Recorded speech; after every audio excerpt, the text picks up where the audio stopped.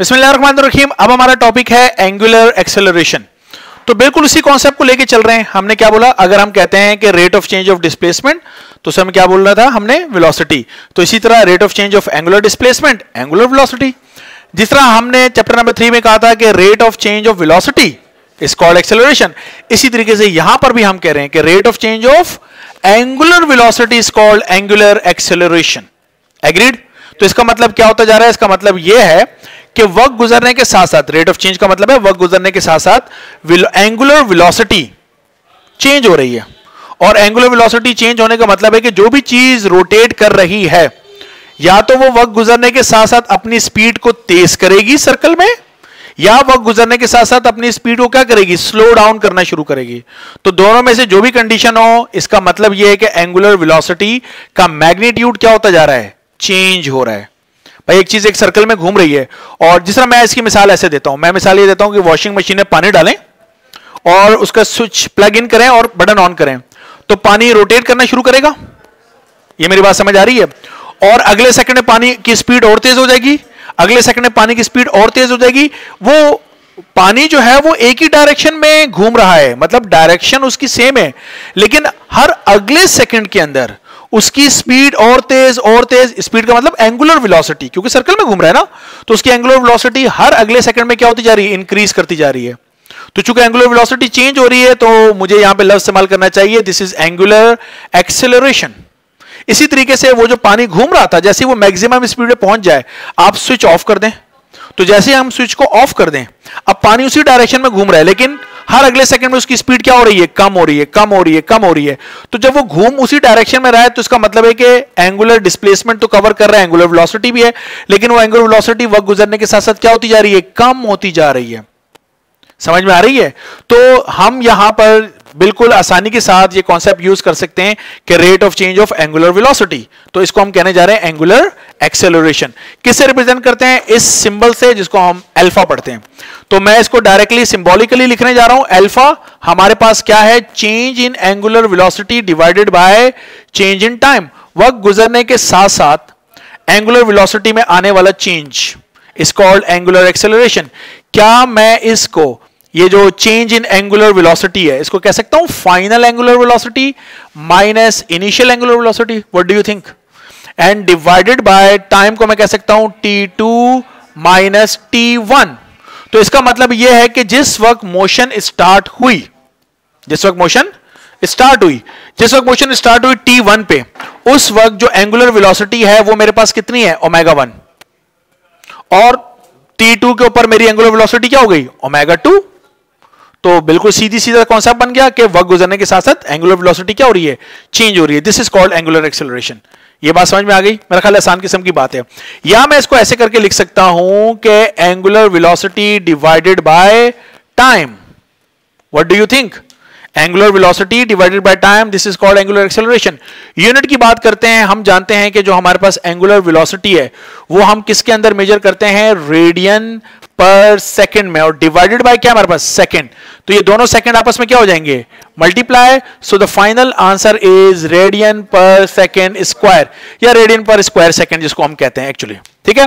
So this will be the unit of angular acceleration. मेरा ख्याल है आसान किस्म की बात है एंगुलर एक्सेलरेशन। अब इसकी जो चीज थोड़ी सा मुश्किल हो सकती है, या जिसके लिए थोड़ा सा आपको दिमाग इस्तेमाल करना है, वो है इसकी डायरेक्शन। कि हम इसकी डायरेक्शन कैसे बताते हैं, किसकी, एंगुलर एक्सेलरेशन की। तो इसकी जो डायरेक्शन है, याद रखिएगा, मैं इसके लिए एक बात लिख दूं कि DIR यानी डायरेक्शन ऑफ एंगुलर एक्सेलरेशन, जिसको मैंने अल्फा कहा है, depends upon angular velocity. Angular velocity के ऊपर डिपेंड करती है। क्या मतलब है इस बात का? इस बात का मतलब यह है, मैं यहां पे लिख देता हूं, पहला पॉइंट मैं लिख रहा हूं, और वो ये है कि इफ ओमेगा इज क्या, इंक्रीजिंग।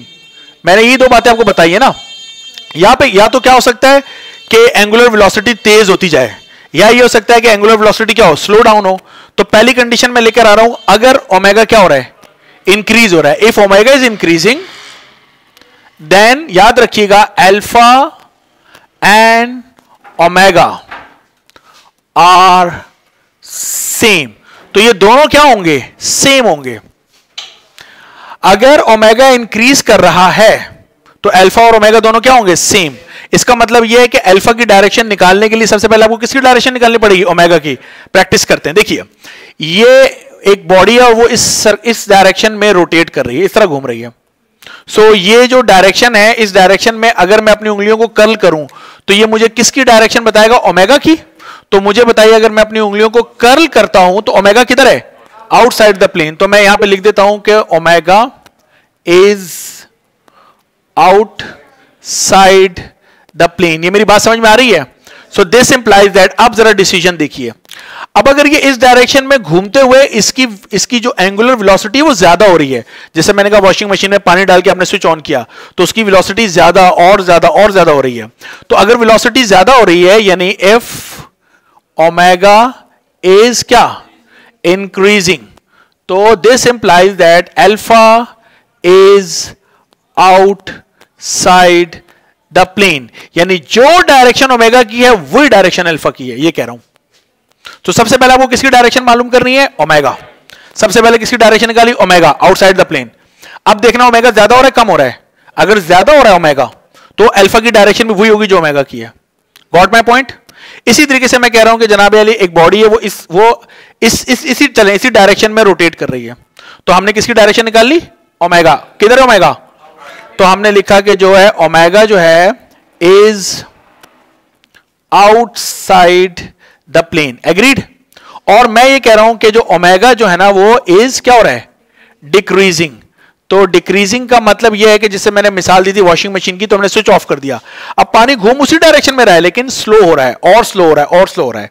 तो सबसे पहले आपने किसकी डायरेक्शन निकाली? Omega, outside the plane. और ओमेगा क्या हो रहा है? कम।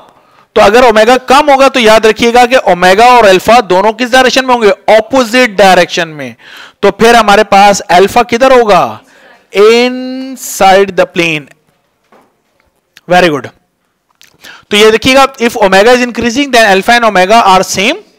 और दूसरा पॉइंट ये हो सकता है हमारे पास यहां पे कि इफ ओमेगा इज क्या? Decreasing then alpha and omega are opposite. Agreed? ये बात समझ में आ रही है? आसान है। तो अल्फा की डायरेक्शन निकालने के लिए सबसे पहले आपको किसकी डायरेक्शन डिटरमिन करनी? ओमेगा की। तो सबसे पहले ओमेगा की डायरेक्शन निकालें जो कि हमारे जेन्युइन तरीका है, राइट हैंड रूल का। ओमेगा की डायरेक्शन आ गई, अब किसको सर्च करो? ओमेगा ज्यादा हो रहा है कम हो रहा है? अगर ओमेगा ज्यादा हो रहा है जो डायरेक्शन ओमेगा वही अल्फा, अगर ओमेगा कम हो रहा है तो ओमेगा की डायरेक्शन जो भी है उसकी ऑपोजिट डायरेक्शन में कर दो किसको? अल्फा। क्लियर है? इसी तरीके से अगर मैं तुम लोगों से पूछूं डिफरेंट डायरेक्शन में, इस तरीके से एक बॉडी रोटेट कर रही है तो ओमेगा की डायरेक्शन क्या है? इनसाइड। ओमेगा की डायरेक्शन निकाल ली, किधर है? इनसाइड। अब मैं तुम लोगों से सवाल पूछ रहा हूं, ओमेगा की वैल्यू ज्यादा हो रही है, बताओ अल्फा किधर होगा? वो भी इनसाइड होगा, क्योंकि जो ओमेगा की डायरेक्शन वही अल्फा की डायरेक्शन। अच्छा, बॉडी इसी डायरेक्शन में घूम रही है, ओमेगा की डायरेक्शन निकाली क्या है? इनसाइड। और जो ओमेगा की डायरेक्शन निकाली है, ओमेगा क्या होता जा रहा है? कम होता जा रहा है। तो अल्फा किधर होगा? आउटसाइड होगा, क्योंकि जब भी ओमेगा की वैल्यू कम होती है तो अल्फा और ओमेगा ऑपोजिट हो जाते हैं। क्या ये मैं समझू कि आपकी समझ में आ गई बात? ओके, ठीक है, थैंक यू।